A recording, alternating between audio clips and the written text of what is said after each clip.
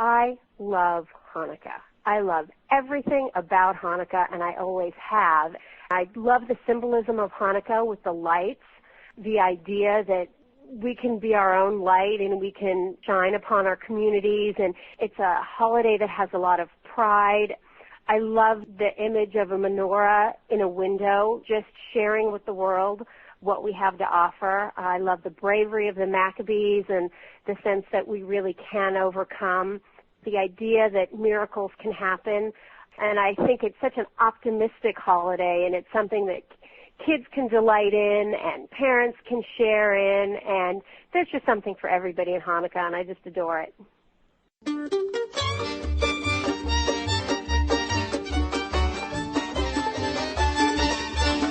That was author Barbara Bates getting us into a festive mood for Hanukkah. We'll hear about her book, Like a Maccabee, later on in the show. This is The Book of Life, and I'm Heidi Estrin. The Book of Life is a podcast service of the Feldman Library, a congregation B'nai Israel in Boca Raton, Florida. Additional support comes from the Association of Jewish Libraries. In this December 2007 episode of our podcast, we celebrate the holiday of Hanukkah and the second-year anniversary of the Book of Life. We'll meet illustrator Ann Kofsky and learn about the snowflake she created for Robert Snow for Cancer's Cure.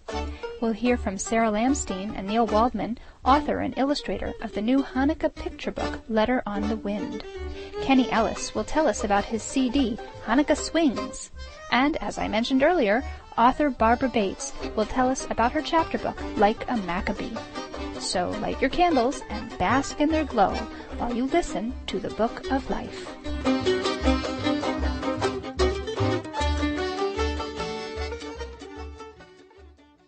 So I'm sitting here with my friend Etta Gold, who is also a Judaica librarian. And Etta, I wanted to ask you to tell that story about the snow. A long time ago, in the 1960s, when I had first moved to Miami, I was teaching Hebrew school in a little synagogue.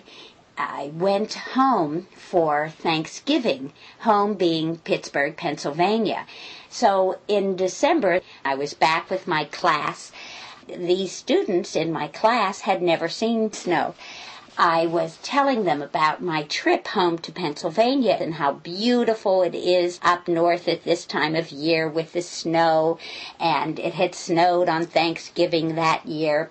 And one of my students sitting in the front row, a very, very darling little girl, kept laughing every time I referred to the snow. She would say, "Oh, Mrs. Gold, oh, no." And I was describing to them how beautiful all the buildings look, covered with a coat of white. And this one little girl was persistently saying, "Oh, no, Mrs. Gold, no." Finally, I looked at her and I said, "Vivian, what is so funny?" And she said, "Mrs. Gold, Jewish people don't believe in snow." She had never seen snow, and her only contact with snow was in Christmas cards. Robert Snow is an annual online auction that benefits Dana-Farber Cancer Institute. Over 200 children's book illustrators create art on individual wooden snowflakes, which are then auctioned off to benefit sarcoma research. The project was founded by children's author-illustrator Grace Lynn, whose husband Robert was felled by cancer. Ann Kofsky created a snowflake called Jerusalem of Peace, which has already been auctioned off. But if you go to robertsnow.com and bid by December 7, 2007, you can still get a piece of gorgeous artwork and do a mitzvah at the same time. I spoke to Ann Kofsky about her snowflake by phone at her home in West Hempstead, New York. Ann, how did you get involved with Robert Snow?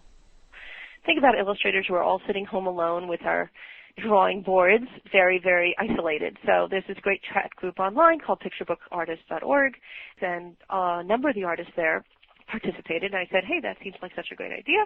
What a nice thing that you can use your art for a good cause." So I said, "Okay, sign me up." This is my second year doing it, so I enjoy it very much. Tell us about your snowflake. So my snowflake is called Jerusalem of Peace. It's a paper cut. It's illustrated on both sides. And the front of it is a paper cut of the city of Jerusalem with a dove flying over, holding an olive branch. And what I had a lot of fun doing is making it slightly dimensional.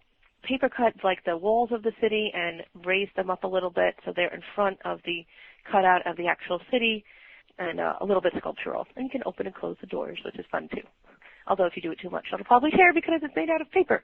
And then the back is just a paper cut of a dove. The background textures are these lovely blue, highly textured acrylic paints. So the paper cut lays over them, and that adds to the dimensional feeling. Why did you choose the Jerusalem theme for your snowflake? Well, the snowflakes are obviously connected to the holidays, to Hanukkah and to Christmas. And a message of peace during the holiday season is very classic motif. The Jerusalem of peace, that motif is used a lot in Jewish imagery. Rosh Hashanah cards always have that kind of image.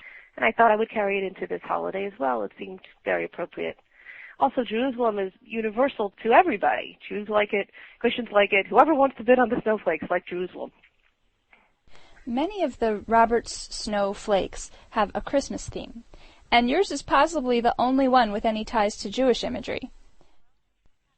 Yes, well, that's what happens when they get me, because I do a lot of Jewish illustration. And I was looking, I'm like, oh, everybody's doing Christmas. This is my niche.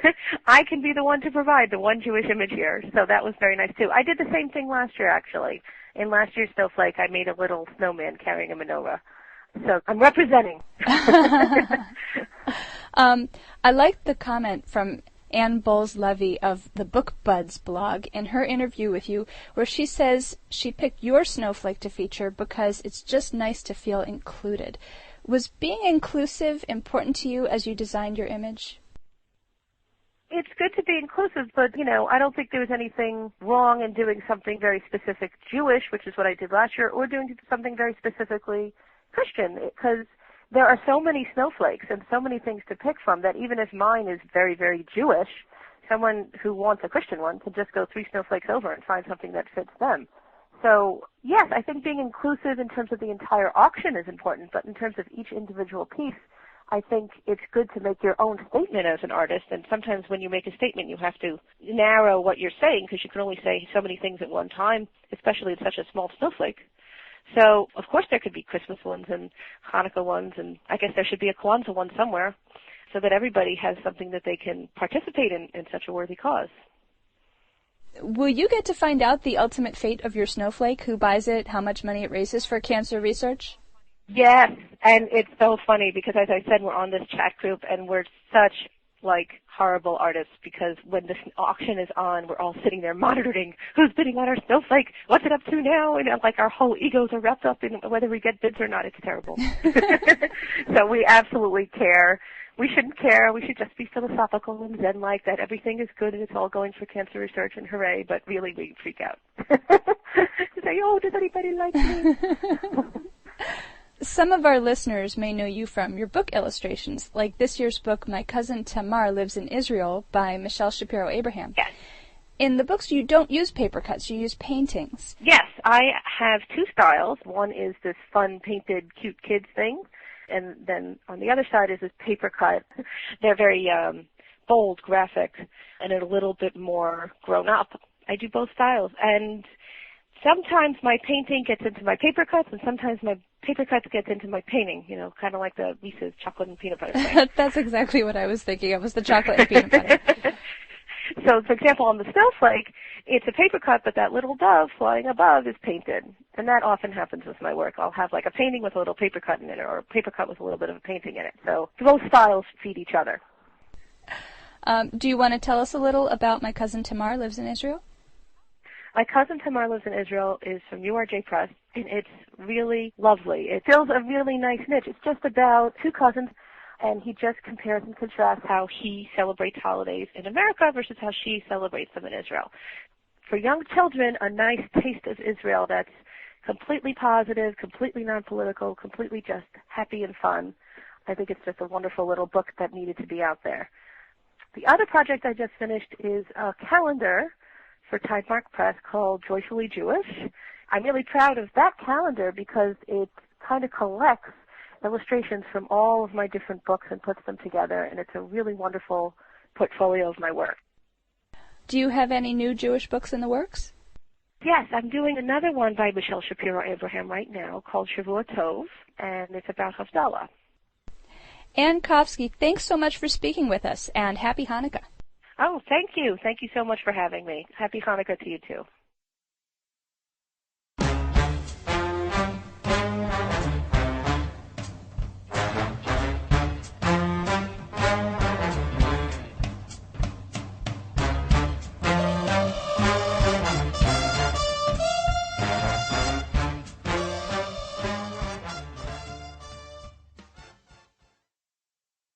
Letter on the Wind is a dreamy Hanukkah tale by Sarah Lamstein with illustrations by Neil Waldman.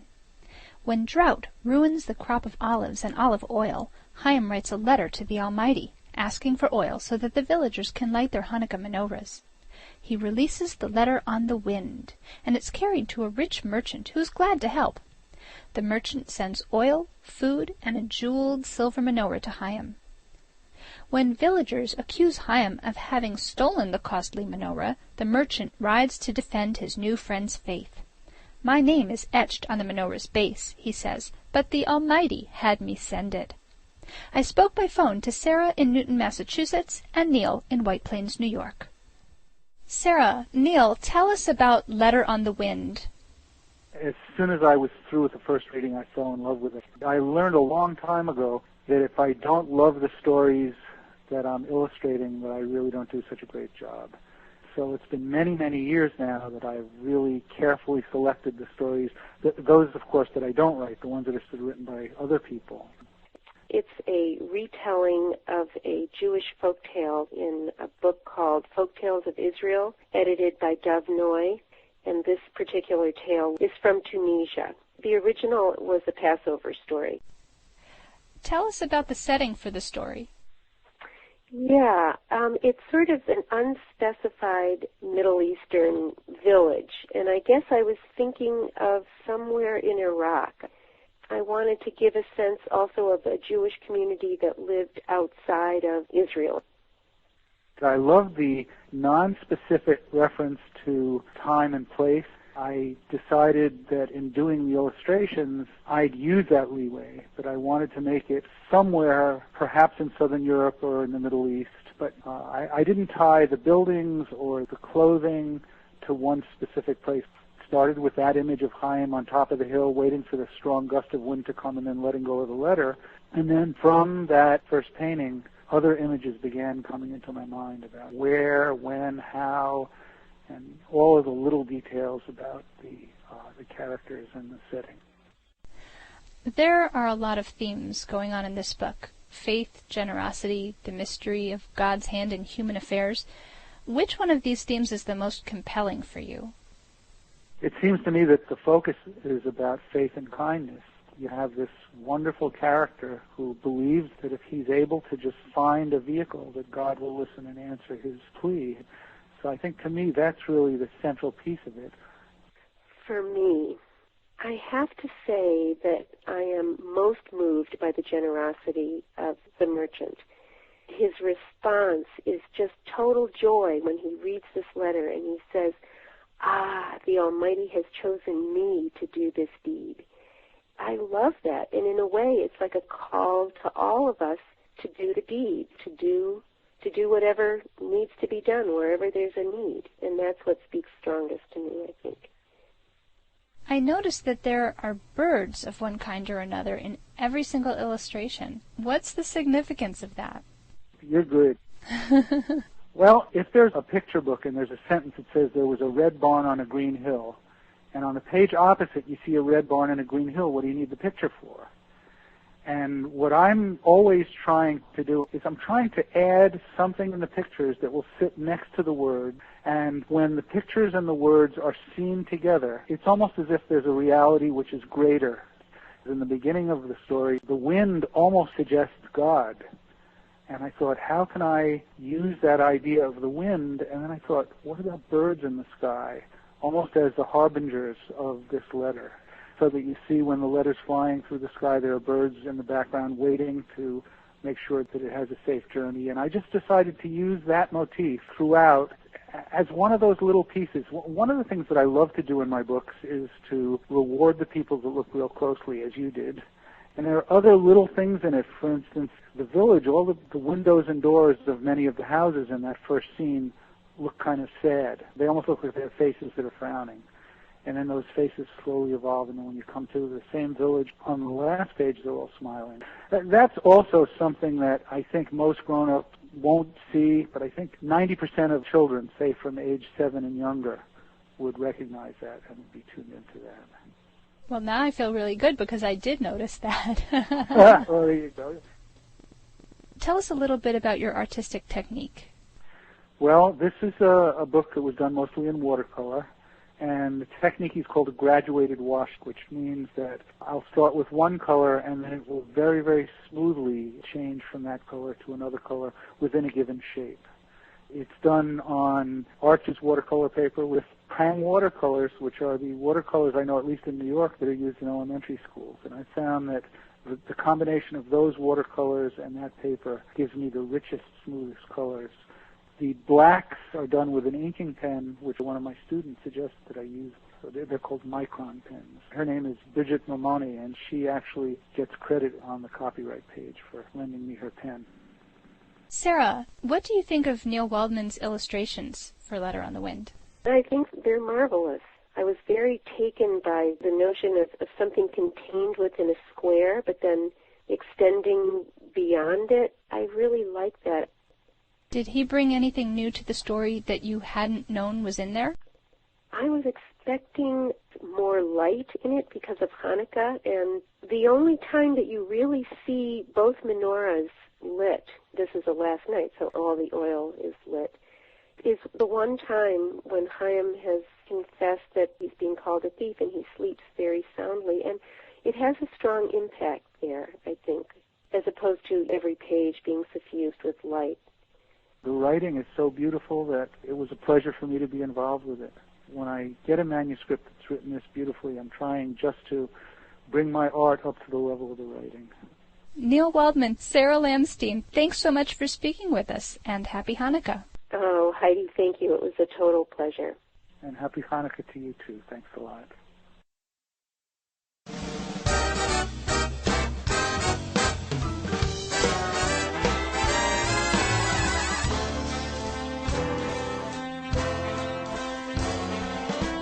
I have a little dreidel. I made it out of clay. And when it's dry and ready, then dreidel I shall play. Well, the album is basically your favorite Hanukkah tunes put into swing. People tell me when they hear it, it sounds like Sinatra does dreidel. Now dreidel I shall play. It has About 15 years ago, I was in the shower. I take showers all the time, but this happened to be 15 years ago. I was singing I Have a Little Dreidel, and in my mind I heard the Count Basie Orchestra. And I said, well, wouldn't that be cool if we can somehow put together a big band version of Hanukkah songs? so short and thin. Oh, dreidel, dreidel, dreidel. That gives it the swing beat. You can do it pretty much with any song, but for some reason the Hanukkah songs really lend themselves to the swing beat. So yeah, you can make any song swing. We light the candles for 8 nights. It's happening everywhere.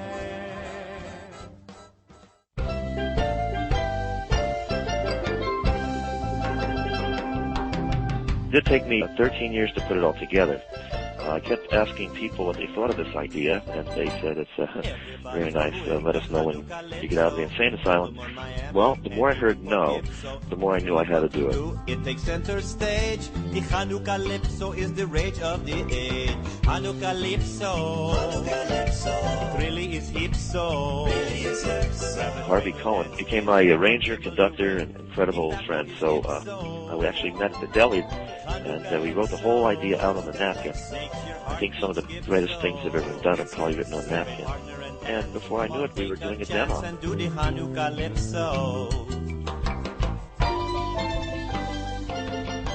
We light the candles for 8 whole nights. Harvey, when he said, how would you like to see Sivi Von So? I said, well, Benny Goodman had a song called Sing, Sing, Sing. I said, I'd like to sing So, So, So. At the beginning of Sing, Sing, Sing, Gene Krupa had the drum solo on the tom-tom drums, and that's the way Sivvy Vaughan So, So, So starts. Cab Calloway, he did this thing called Mitty the Moocher, where he sang Heidi, Heidi, Heidi, Ho, and the whole orchestra, all the guys would yell back, Heidi, Heidi, Heidi, Ho. I said, I like to sing Sivvy, Sivvy, Sivvy Vaughan, and have the guys in the orchestra sing Sivvy, Sivvy. He said, okay, we can do that. Sivvy, Sivvy Vaughan, Sov, so, Sivvy, Sivvy, Sivvy Vaughan, Sivvy Vaughan.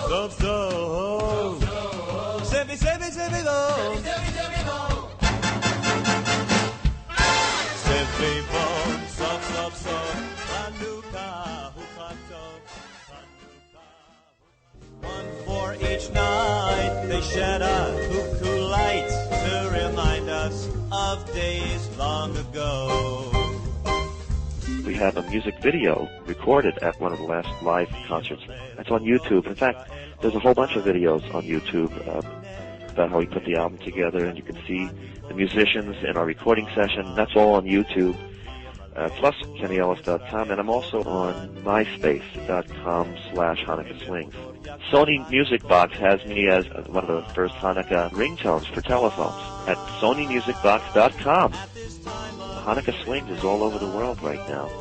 It's sold in Finland and in Belgium and in England and France, and I actually did an interview on BBC. So it's very exciting to have this thing out there. Will arise, unite, and be redeemed. I wanted to wish everyone a happy, healthy Hanukkah. Also, I'm a cantor, Temple Bet Chavirim in Agura. So this is kind of an outreach as part of my cantor to say, Jewish music can be cool.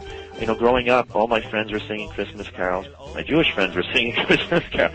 I was singing them too in the choir, and I always loved the sound and the feeling that we all got at this time of the year. And this album I didn't make just for Jewish people. I made it for everybody because we can all share in our music together. And that's my wish for everybody.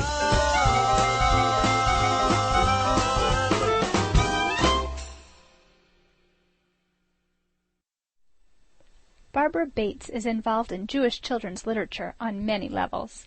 She's a Kidlit blogger, a new member of the Sidney Taylor Book Award Committee, which selects the best Jewish children's books each year, and the author of a Hanukkah chapter book, Like a Maccabee. We spoke to her about all these things by phone at her home in the San Fernando Valley in California.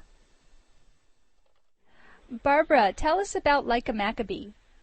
Well, Like a Maccabee is the story of Ben, the 10-year-old boy, and he is gearing up for a big soccer game. There's a bully on the other team, but adding to the complications in his life is the fact that his grandfather has moved in, and they're sharing a bedroom. The story occurs during Hanukkah, so his grandfather being there gives them kind of a multi-generational sense of what the holiday was like for the grandfather, and the grandfather shares his stories that makes the holiday a little more meaningful to Ben. What does the title Like a Maccabee mean? Well, Ben finds a photograph. His grandfather was on a baseball team, and on the back of the photograph, he sees that his grandfather's nickname was Maccabee. The grandfather is sharing the story of Hanukkah with the grandchildren, so he realizes from the stories that his grandfather's sharing with him what it means to be like a Maccabee. What does it mean to be like a Maccabee? What it means is that you stand up for what you believe in, you fight even when it seems futile, you do the best you can, and you work like a team player. Ben thinks that he's fighting his personal battles on his own, whether it's at home or whether it's on the soccer field. And only when he learns to open up to his family, to rely on his teammates, to consider the feelings and the perspectives of other people, does he understand what it really means to be a winner or to be like a Maccabee. What was the inspiration for this story? At the time I was writing the story, my kids were embarking on their Jewish education towards bar and bat mitzvah. And I kind of had this epiphany, and I realized that I didn't want my kids' Jewish education to be just, during those hours when they were at Hebrew school or religious school, or even just during family celebrations. But I wanted them to understand that being Jewish means living a Jewish life every day, not just when you're at a service, not just when you're celebrating a holiday, but just the way you live your life on an everyday basis. Are any of the characters based on your family or friends? One of the questions that I'm often asked is, which character would you be? And I would have actually been the little sister. Ben has kind of an annoying little sister in the story, and that's kind of where I picture myself, because I had a brother who always played sports, and I was kind of the little sister that just didn't get it. Okay. It was really important for me to include a grandparent. I think that grandparents have so much to offer. My kids are very close to their grandparents, and I grew up far away from mine, so I think maybe in a sense I was trying to create a relationship that I didn't necessarily have. I think in our very busy lives today, grandparents might not think they count, and they do. And I really hope that this book encourages kids to ask their grandparents about their stories. In addition to being an author, you are a kid-lit blogger. What are your goals? Why do you blog? My goal is to reach out to the Jewish community, to readers, to writers, to lovers of children's literature in the Jewish community. I'm trying to create a niche where other authors can share information about the books they have coming out or the books that they've written. I have you on my blog this week, which I'm thrilled about, because I think that librarians have so much to offer authors about what's needed on the library shelves and what's important in good Jewish literature. And I think there's so many fabulous books out there in our Jewish community that I just wanted to create kind of a home base where we could share ideas. I want to congratulate you on being a brand new member of the Sidney Taylor Book Award Committee for the Association of Jewish Libraries. Oh, thank you. It's like an unbelievable thrill. What are you looking forward to the most about being on this awards committee? I'm looking forward to everything about being on this committee. I grew up reading the All of a Kind family books, so it almost feels like I've come full circle. It's just an absolute treat. I'm pinching myself. Barbara Bates, thanks so much for speaking with us, and happy Hanukkah. Oh, thank you so much. Happy Hanukkah to you, too.